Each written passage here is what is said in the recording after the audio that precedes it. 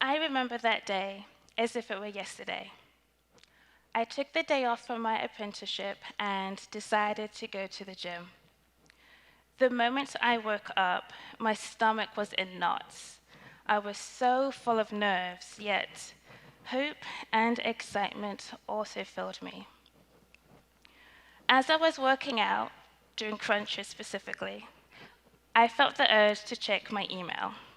I told myself that I was not going to be on my phone throughout my workout.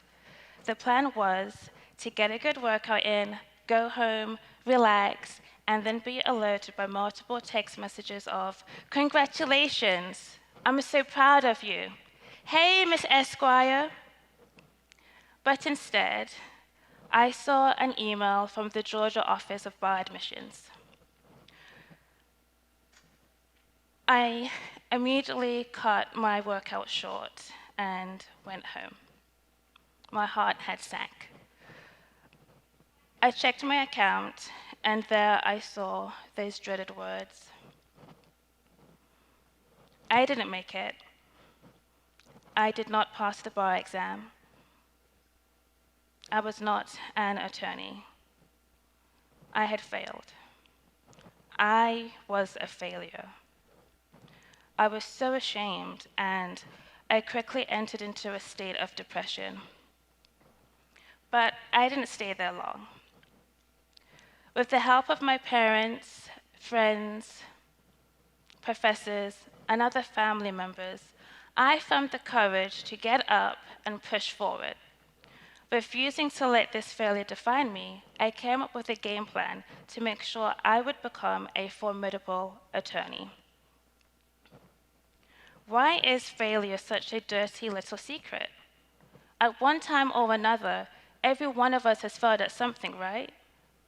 Research by the University of Scranton has found that a staggering 92% of people who set New Year's goals never actually achieve them. On the heels of a global pandemic, we have been faced with failure like never before. Collectively, we are so laser focused on how not to fail that failure almost becomes like a death sentence because our society likes winners. We validate our winners, praise our champions, and brag about our successes. If you are not a winner, then what are you?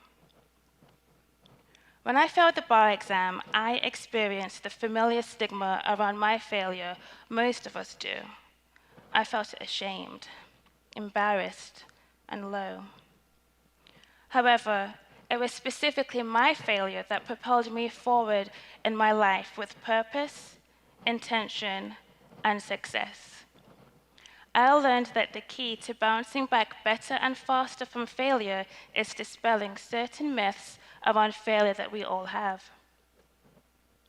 I like to use the bar exam as a metaphor to examine the 3 myths about failure most of us believe we desperately need to dispel. Once we do, we can shift our perspective and see that failing is an invaluable opportunity to recalibrate before making the next big moves that punctuate the rest of our lives. Failure gives us a chance to make sure we are invested in what we are attempting, rather than acting on autopilot and just drifting through life. That we're doing something because it's our passion and because we choose it.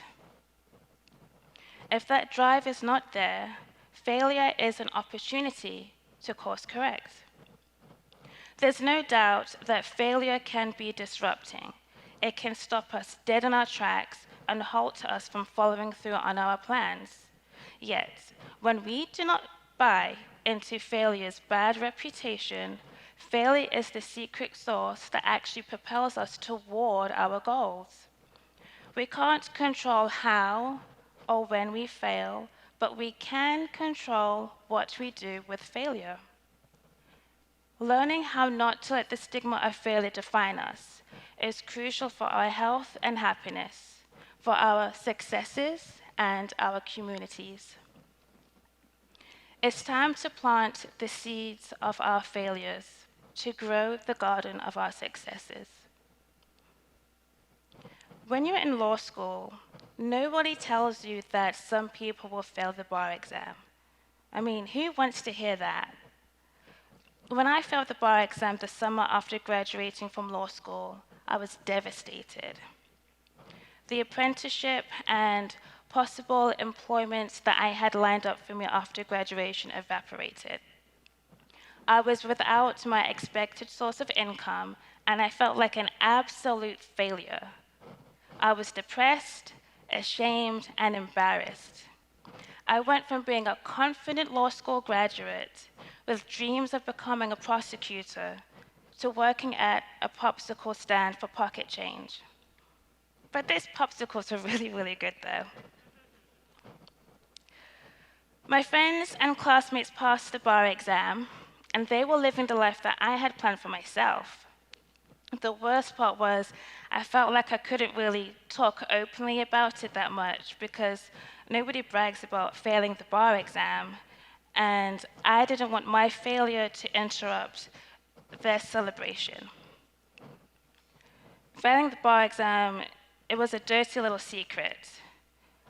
But even widely successful attorneys who had to take the bar a second or third time before they actually passed, they don't always talk about the fact that they initially failed.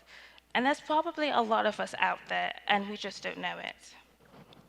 But I have a few famous names for you. Take First Lady Michelle Obama, for example. She shared her story in her book, Becoming. She did not pass the Illinois bar exam on the first try. Did she give up? No. She took the bar exam on a second attempt, and she passed. She went on to become an incredibly successful attorney, and eventually First Lady of the United States of America. She did pretty okay for herself. Kim Kardashian.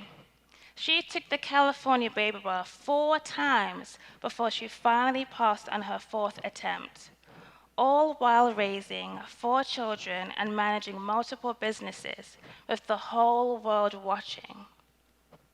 Now, she can move on with the remainder of her apprenticeship studies. John F. Kennedy Jr. He passed the bar exam on the 3rd try. And then there's me. I passed on my 2nd attempt. Surprisingly, my failure unexpectedly put me in the best of places. Because the blow of my failure hit me so hard, I was given the opportunity to work through the negative feelings and dispel the beliefs surrounding failure that plague our society. Because my failure derailed my plans of becoming a prosecutor, I was given an opportunity to reassess my life path and make sure it was what I really wanted before giving it another go. And because my failure showed me what didn't work the first time, it challenged me to use my creativity to find a different solution, showing me that I am capable, resilient, and bright. So let's talk about these 3 myths surrounding failure that we need to dispel. First, success is all or nothing. This type of thought is too black and white. According to the Cognitive Behavioral Therapy Los Angeles, this type of thinking is a cognitive distortion. A cognitive distortion is an assumption we make based on minimal evidence or without considering the evidence. The more we rely on distortions, like all or nothing thinking, to make decisions or to interpret events, the worse we tend to feel. To feel better and develop a more grounded understanding of the world around us, it's important to recognize all or nothing thinking when it crops up and take steps to develop a more effective viewpoint. CBT suggests that instead of staying in the black and white, we look to the shades of gray. And I agree. I used to think that passing the bar equaled immeasurable success, and without it, I'm nothing. But that's not true. It does not matter when I pass the bar, when you reach that goal of completing a 5K, or when a baby takes her first steps. The fact that you came close, eventually succeeded, or even if you didn't, you are still something, and you will succeed in life no matter what you do. The second myth is that only winners matter. And if you are not a winner, then you're a loser. Well, that's not true either, because you can win at something without being 100%, or you can lose and still be the best person for the job. I remember when I was interviewing for an associate attorney position, and the interviewer asked me why I had a gap in my employment. I was so scared to explain why, because me, a licensed attorney, was still so embarrassed and afraid to say, it's because I failed the bar exam. I was trying so hard to dodge around those questions and give him an answer without giving him the true answer. But eventually, I just had to cave in, and I said, I didn't pass the bar exam on the first attempt. So this is why I have this gap in employment, and this is what I was doing. And you know what? He didn't care. And I ended up getting the job anyway. Lastly, there is this myth that how well you do on a test is an indicator of how good of an attorney you will be, or doctor, teacher, dancer, astronaut. This is another myth that needs to be buried. Failure cannot predict the future, and neither can success. Maybe it's true that I wasn't ready at the point in time where I failed, but I would argue that I'm a better attorney after my failure, because it gave me the chance to affirm my decision to pursue the practice of law. I was forced to check myself and look at the mistakes I made. Maybe there was a subtopic I ignored, or I didn't review every single multiple choice question that I got wrong. I was so close to becoming an attorney. Points-wise, I wasn't that far off.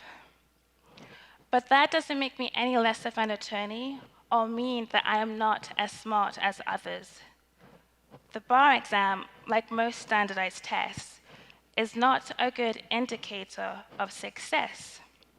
Many people, like me, are terrible test takers, but also incredibly smart and gifted.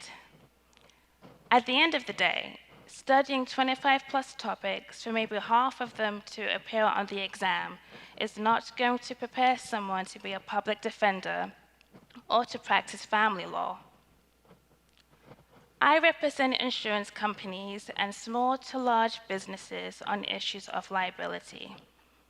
Think slip and falls and car accidents. Memorizing the Commerce Clause is not going to help my practice area. And the fact that I still don't completely remember everything about the Commerce Clause and all its nuances doesn't mean I am an ineffective attorney for my clients. Failing the bar exam was the best thing that happened to me. And the reason I'm so passionate about this idea is because of the countless law students who, like me, back in 2017, are lost when they fail the bar, and they don't know that they can tap into this gift of failure if they approach it the right way. But it goes beyond law students. Everyone faces failure at some point in their lives, especially during this pandemic. And learning how not to let the stigma of failure define us is crucial for our health, happiness, and careers. I no longer let failure define me, and I am no longer ashamed of talking about my failure. I no longer play into those myths. I have chosen to plant the seeds of my failure to grow the garden of my success. It got real dirty and rough along the way, but I would not change any part of my story, and neither should you. Plant those seeds. Grow that garden. Don't let failure hold you back from reaching your destiny. Thank you.